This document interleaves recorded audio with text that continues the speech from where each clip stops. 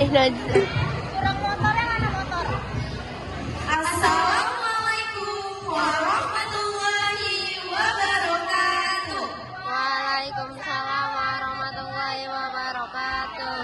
Kami dari 96 akan membawakan dongeng dengan judul Aji Saka. Dahulu kala, di sebuah negeri jauh di seberang lautan, hiduplah seorang pemuda yang berkasa bernama Aji Saka.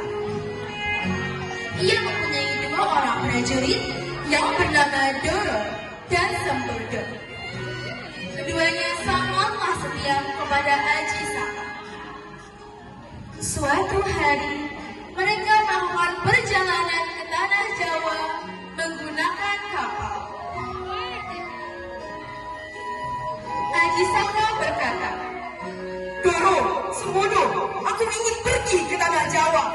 Aku dengar rakyat di sana hidup menderita. Aku ingin membantu mereka."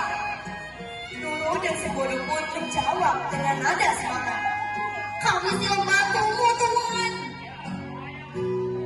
Mereka pun berlayar menyeberangi laut yang sangat luas. Di tengah perjalanan, mereka singgah terlebih dahulu di Pulau Majid untuk beristirahat sejenak.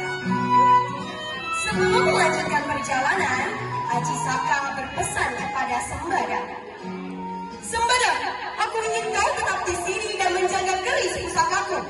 Ingat, jangan pernah berikan pada siapapun. Hanya aku sendiri yang boleh mengambilnya." Sembada menunduk hormat dan menyetujui perintah Aji Saka.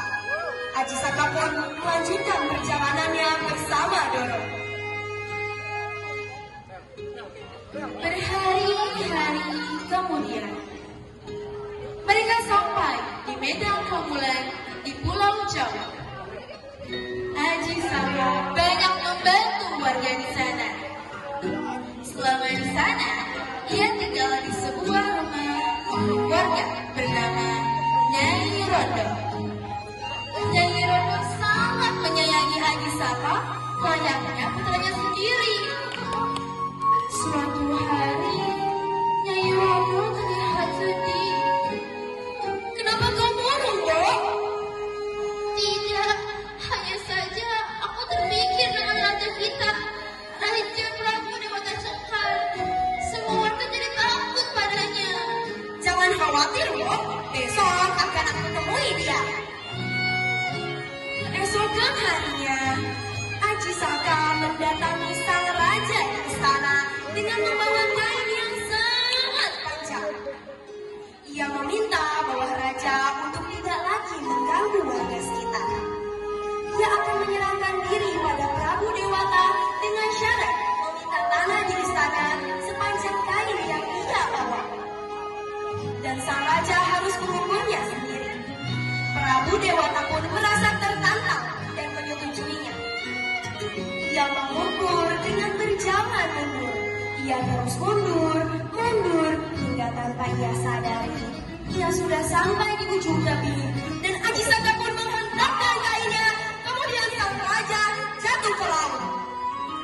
Aji Saka pun menggantikan posisi Prabu Dewata Cengkar. Namun, tidak disangka, sang raja ternyata masih hidup. Ia berenang-renang hingga ke Pulau Majid dan ditolong oleh Sembodo. Sang raja mengetahui bahwa Sembodo merupakan prajurit Aji Saka. Prabu Dewata pun berencana untuk membalaskan dendamnya. "Sembodo, asal kau tahu, Aji Saka telah menjadi raja sekarang dan ia telah melupakanmu." Sembodo yang mengetahui itu pun merasa sangat sedih. Ia dihianati oleh Aji Saka dan Doro. Tetapi ia tetap ingin menepati janjinya kepada Aji Saka. Sesampainya Doro di Pulau Majid, ia diminta oleh Sembodo untuk ikut dengannya ke istana. Tetapi Sembodo menolak karena ia terikat janji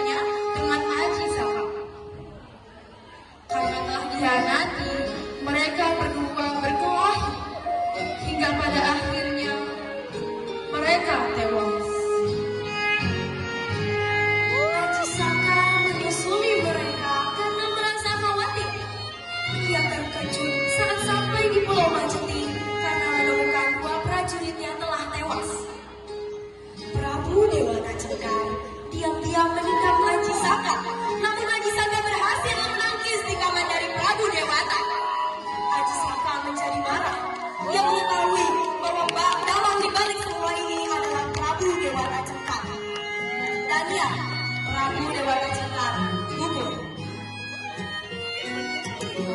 Aku sangat menyesal.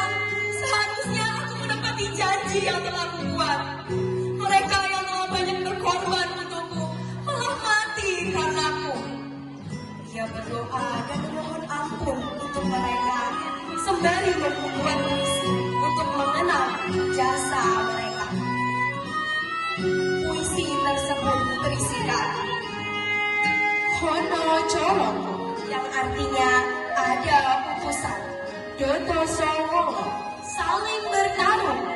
Moko Boto, sama kuatnya. Dodo Joyono, berakhir dengan kematian. Puisi ini ditulis dengan huruf yang sangat unik, yang sekarang kita sebut dengan aksara Jawa.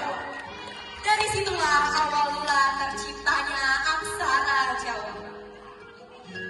Pesan moral yang dapat kita ambil adalah seorang pemimpin harus selalu menepati janjinya.